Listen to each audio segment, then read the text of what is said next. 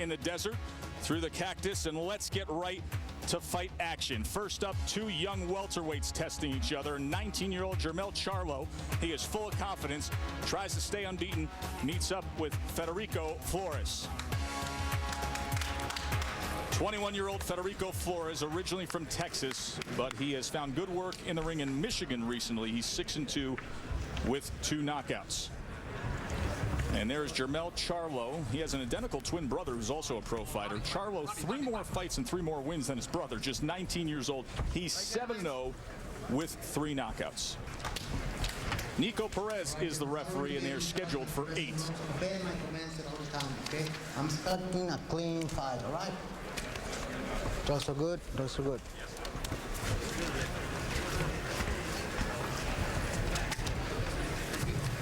So 2 young guys here, a 19-year-old and a 21-year-old, to start a fight card that we'll see how many rounds, total rounds we get in, but could be full of all young prospects this evening. Charlo, who is in the black with yellow and red trim, turned pro at 17 years old, was 56-8 as an amateur. Self-described as a technical fighter, and we'll see what kind of work he can do on the outside. That's where he said he wants to get his business done.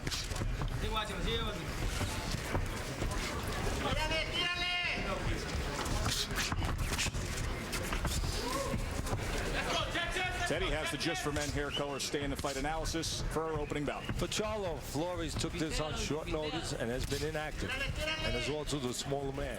Get on him early, test him, and visit his body. For Flores, well, he has several advantages. We just talked about him, but you are 2 years older. Show that maturity by boxing a smart fight on the outside. Double jab is always smart, and he puts it to use there early on, does Flores.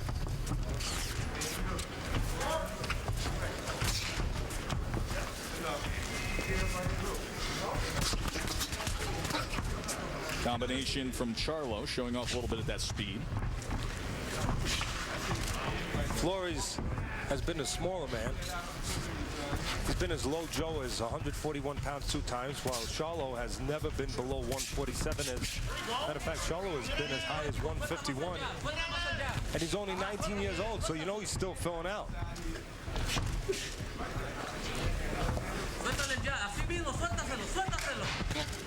Flores took this fight on 9 days' notice, so you wonder as we get deep, if we get deep, is his conditioning there? Left hand comes back. Charlo sends it over that jab. Flores able to get away from that right hand. Well, so far, the aggressive guy, the guy who's trying to be the dog, so to speak, going after the cat, it's been Flores. He's been the boss. Landed a left hand to the body moments ago, and there's a right hand as Charlo went back, and now letting loose as he had him in position against the ropes for a moment. But that Charlo, only 19 years old, and we talked about the maturity in the stay in the fight plan of Flores. So far, that physical, mental maturity, only 2 years, it's showing itself. It's a big difference so far. And I think it could continue showing itself by Flores going to the thin 19-year-old body again of Charlo. You know, it's hard for anybody to take a body shot. When you're 19, it might be a little harder. You might not be mentally ready to deal with those dimensions as much as you are when you get a little older, Joe. Yeah, he's not a grizzled veteran pro who'll walk through war to try to get the goal. I'm in the corner of Flores. As soon as he gets back, I'm telling him, use your jab, set everything up, continue being the boss, but go downstairs to that body more. Good active end to the round for Federico Flores. End of 1.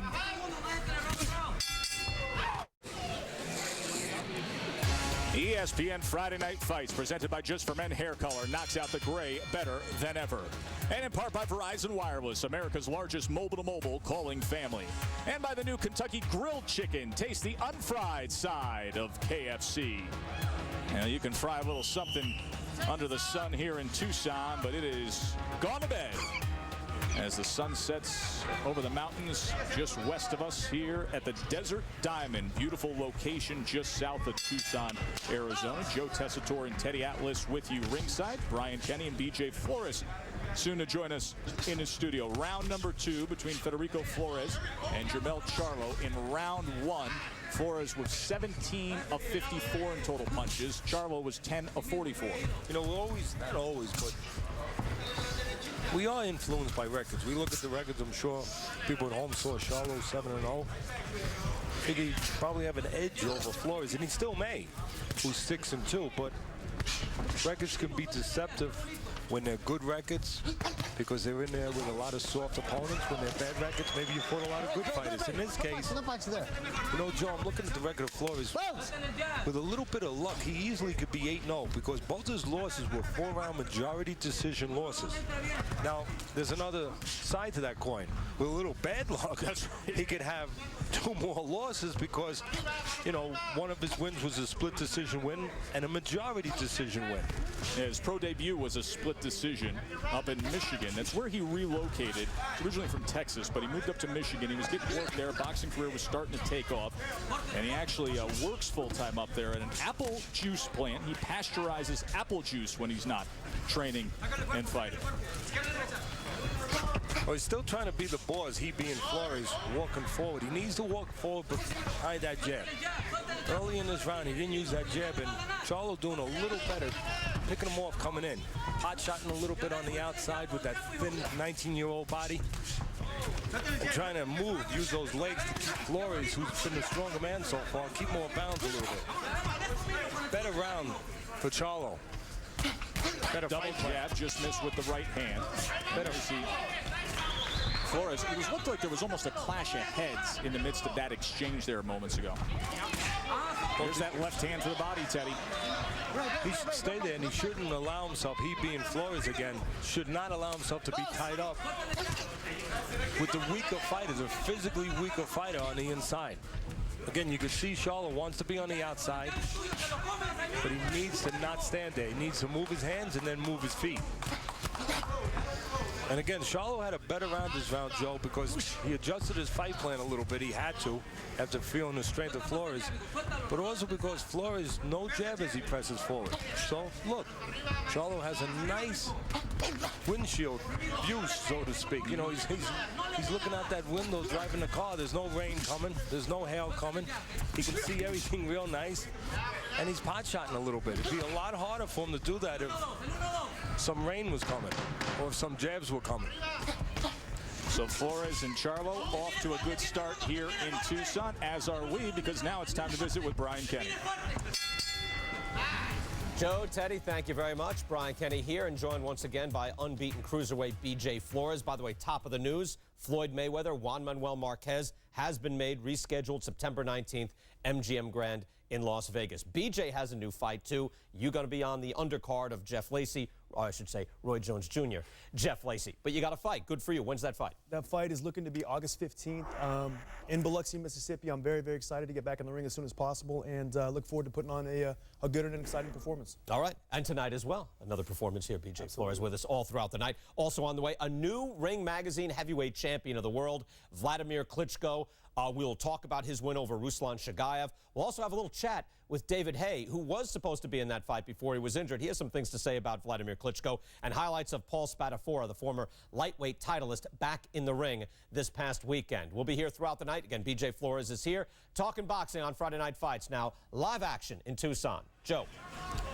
Thanks, BK. And Paul Spadafora, a little Friday Night Fights blast from the past. He won his world title way back when on Friday Night Fights. We will also hear from Teddy and get his thoughts on that Klitschko fight. Charlo lands a left hook to open up round number 3 here, scheduled for 8. Don't forget, Flores took this fight on 9 days' notice. We got to wonder, does his condition, maybe right about now, maybe another round, start to desert him a little bit? A little more confidence in Charlo after that last round. Flores pressed with no jab, and Charlo got himself together. Flores stood up to a right uppercut on the inside there moments ago.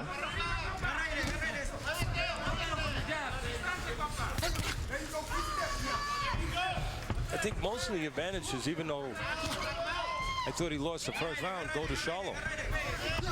And he had full time to prepare for this fight. He's gone 6 rounds. Neither fight has been 8 rounds, but Charlo has been 6 rounds. Flores has never been past 4. So that's an advantage.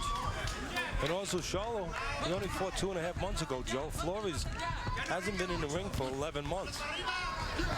A lot of advantages for Charlo. We'll see if it shows up. And of course, that mental intangible of never having lost, having that confidence of always stepping in there and coming out with a W. The most important advantage. He is 7-0 is Jermell Charlo. Just 19 years old, turned pro at age 17. He's from the Houston area. And right now he's showing some of the smarts in the ring with his adjustment the last 2 rounds. He goes to Houston Community College. And he's showing that intellect right now. He's boxing on the outside. Teddy, when I spent some time with him yesterday, I asked him about turning pro at 17. He gave me the answer that I turned pro at 17 because I had a mature body. There are a lot of guys we see that are physically sculpted and cut at a young age, but I mean, turning pro at such a young age, I would assume you especially would have a very serious checklist that you would be going through to make sure a guy is well ready before age 17. Yeah, forget about the mature body. The mind better be mature. That's the first thing. He better be strong mentally, disciplined mentally, have already faced things in his young life, and he better have amateur background. He better not be trying to get that amateur background or that experience at 17 years of age in the pro ranks. He better be going into the pro ranks with some good experience from the amateurs. Coming to the end of round number 3, Flores and Charlo on Friday Night Fights. In Tucson, good opening bout on Friday Night Fights. Federico Flores, Jermell Charlo. Let's look at our EA Sports Fight Night Round 4 punch track numbers, and you can see Flores landing 56 to Charlo's 47.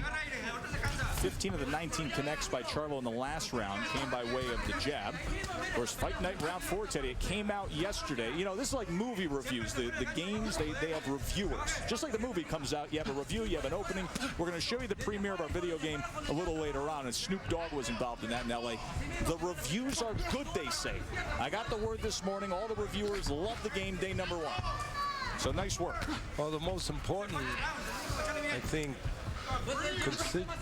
constituency of voters obviously is the young people out there, and as far as that goes, I've gotten nothing but thumbs up from my son Teddy's friends. There you go. You get that demographic, you're good in the video game world.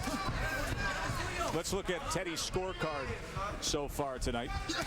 There's 3 rounds recorded, and Charlo with a 2-1 advantage, 29-28.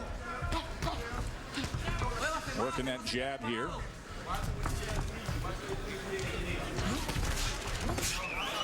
Again, body shot by Flores. Flores, that's not what you want to see. Flores showed early on he likes to fight inside. He's the inside guy, so to speak. Charlo likes to box on the outside. So when Flores gets inside, he should take advantage and work, not put his hands behind Charlo, not allow himself to be tied up. If he does that, I can tell you now he's not winning the fight, because the outside, for the most part, belongs to Charlo. Right there shows you the proof. 1-2 from Charlo, and then Flores tries to get the inside. He placed 3 body shots with the left hand in the mitts. Charlo works around out to the left.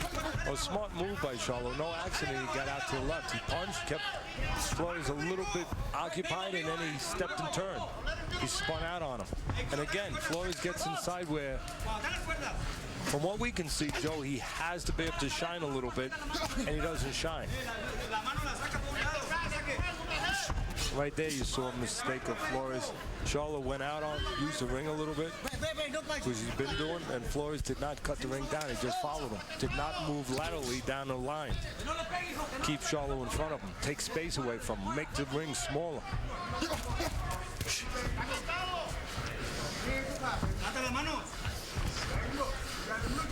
Flores had a good round the first round, being the boss, pressing behind his jab, getting inside, working to the body, and he's allowed that to go out the window. Coming to the halfway point of our opening bout, scheduled for 8.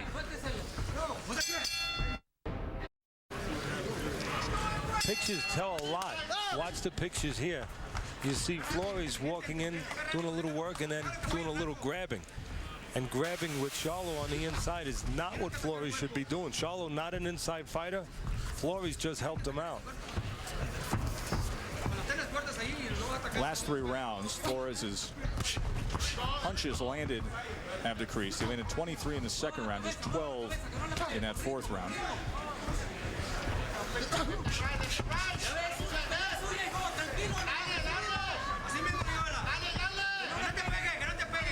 Charlo an outside man. You see that. And Flores is supposed to be an inside man. You don't see that. That's why I have Charlo winning. There's some work from the outside from Charlo, utilizing that jab well here in the opening minute of round 5. Well, Mr. Flores, you just let Charlo stay on the outside and you will have a W. It's going to coast in a few more rounds. Or I should say you will have an L, and Charlo will have a W in a few more rounds. He was able to get to the inside that time. Charlo came in, landed a 1-2. Now double jab from Flores. What Flores should be doing is getting inside behind that jab, keeping Charlo a little busy as he walks forward. And then, of course, working inside, not tying up like this, working, continuing to work, not falling out again, but staying in that pocket. And a little other opportunity I see for Flores, a right hand over the jab of Flores. It was a sweeping right hand. Charlo, I should say. Charlo backed up against the ropes. There's an opportunity from Flores, but then he was able to get out the exit door. There's a good left hook that landed for Charlo. And it's all set up on the outside, and with the help of the legs of Charlo. By moving a little bit, he's keeping Flores off balance. He's keeping him second, not first. And he's getting chances to pot shot, whether it's left hooks, right hands, jabs. He's getting those opportunities because of the way he's positioning himself. So, you know, I mentioned a moment ago that I think Flores, besides going to the body, besides pressing by the jab, should start throwing right hands over the jab of Charlo. No better way to take away the jab of somebody than to shoot right hands over it. Had an opportunity just moments ago there. And if you wanted to take one punch away from Charlo, if you were Flores, I think you'd be doing yourself a favor by concentrating on taking away that jab. Because that is really the concentration of Charlo when he's on the outside. Start everything with that left jab. As he does that time. So 3 rounds to go as we come to the end of round number 5 here in our opening bout. Watch this action from the last round. Watch Charlo right here. Now, a little leg movement, and then he's going to get this man off balance, and then he's going to get some shots for some punches. Just watch. The legs, what do they set up? They set up that left hook. Very nice. You know, like making a cake. A little bit of pinch of sugar, a couple of eggs, a little flour, left hook. Just landed another one here in the opening moments of round 6. Unbeaten, 7-0, young prospect Jermell Charlo out in front on Teddy's scorecard, 49-46 over the 21-year-old Federico Flores. Charlo just 19 years old, turned pro 2 years ago. You know what time it is right now? I think it's desperation time for Flores. If he doesn't let it go this round, then he's never going to let it go, and he's not going to have a chance to win this fight. You talked about the fact that Flores has never been past 4 rounds. Here we are in round 6. Yeah, see, Charlo's been 6 twice. Yeah, exactly, Joe. That's one of the advantages Charlo had, even at only 19 years of age. At least he's been 6 rounds. Once we get out of this round, if we do, Charlo will be going into uncharted territories too, but Flores right now in those uncharted territories.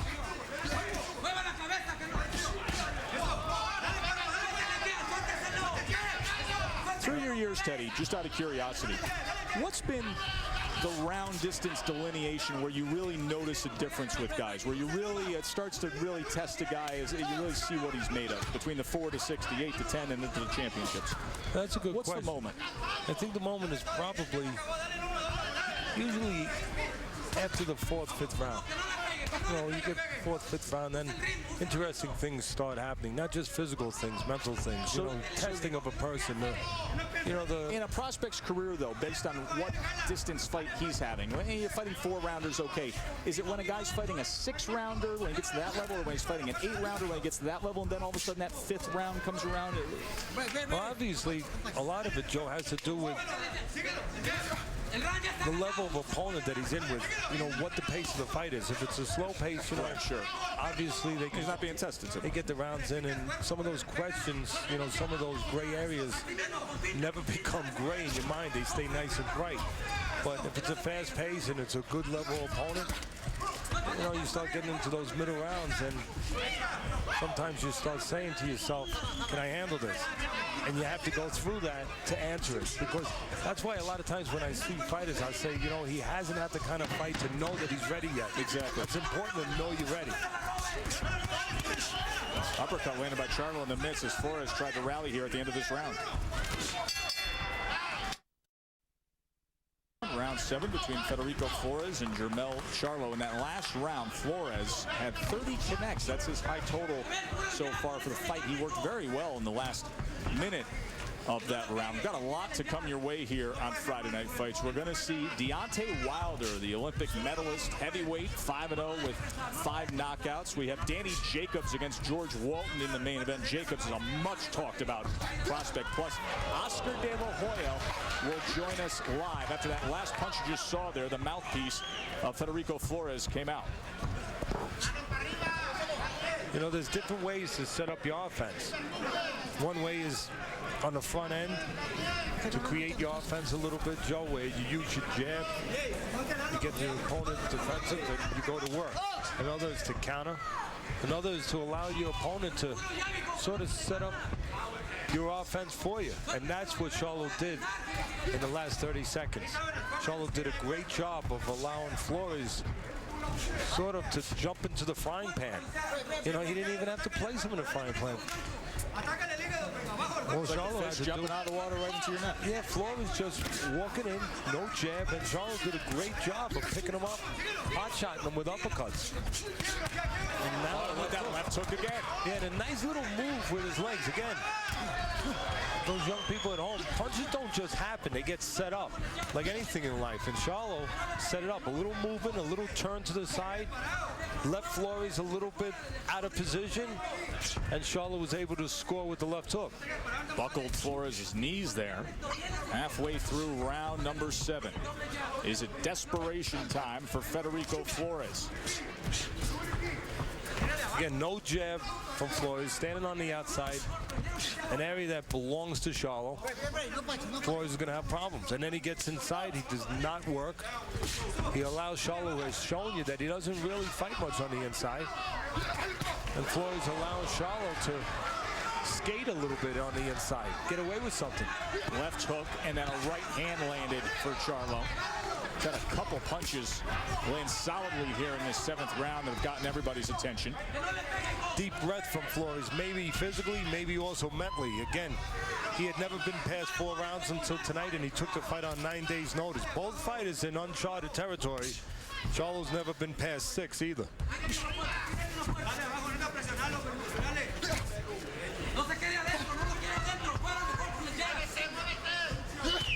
See what I mean about different ways to set up your offense? Right now, Charlo just waiting for Flores to help him. If Flores waits too long, Charlo used the jab, set a little something up on the front end, then he'd grab, he'd be a little careful, move out. But also, Charlo just waiting for Flores to walk into something.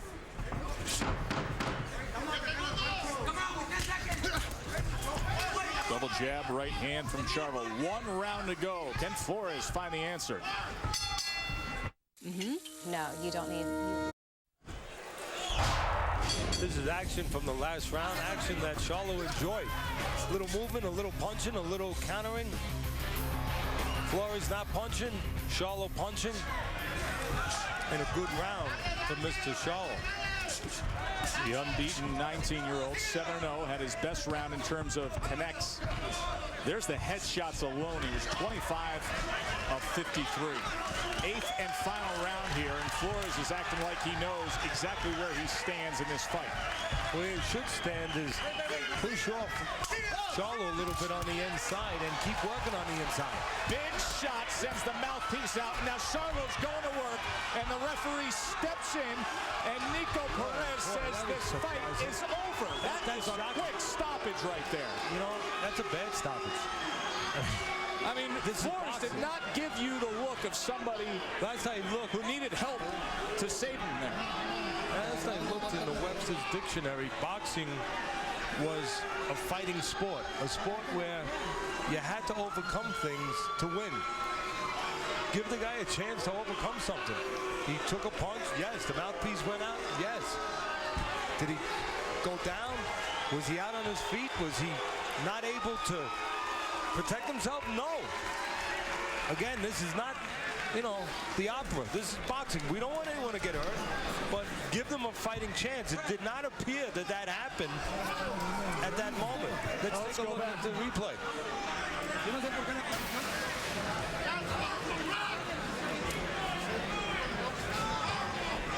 Watch the right hand. There's the uppercut.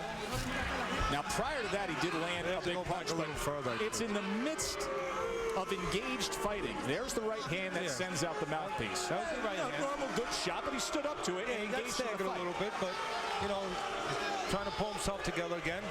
And, you know, I thought when I first saw that the referee was just stopping it to replace the mouthpiece. Another look there, the right hand. Nico.